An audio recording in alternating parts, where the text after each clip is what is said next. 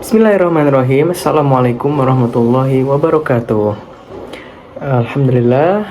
Kaifa halukum jami'an? La'alakum fi sihatin wa afiyah. Alhamdulillahirabbil alamin.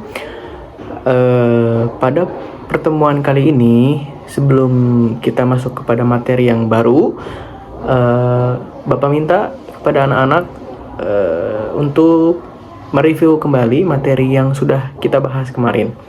Nah, kebetulan kemarin kita sudah membahas tentang istima, kemudian ada juga kalam. Nah, sekarang kita ingin masuk kepada kaidah atau qawaid yang akan kita pelajari dari materi kali ini, gitu.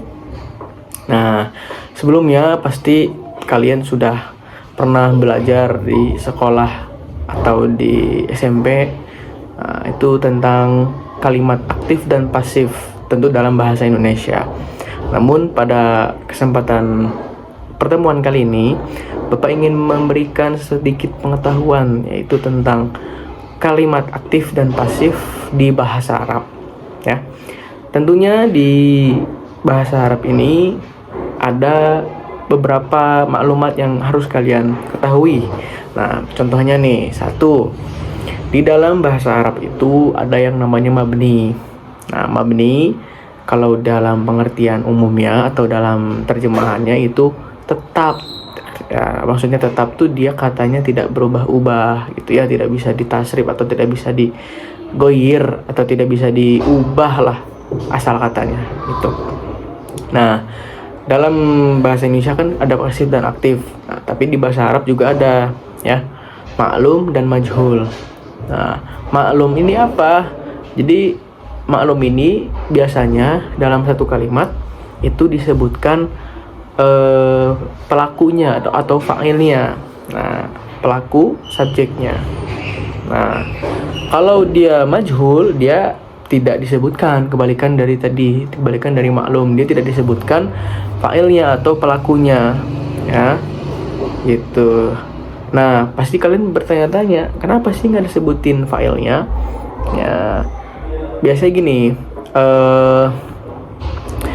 dari tujuan fi'il mabni majhul itu biasanya banyak, ya.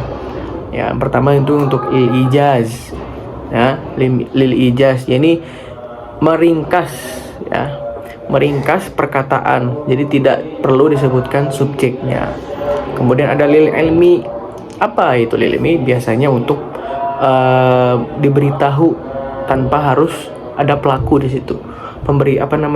Pemberitahu tanpa harus ada subjek yang disebutkan. Kemudian ada lil jahli. Lil jahli ini ya nggak perlu disebutkan gitu filenya. Itu objeknya bisa siapapun gitu.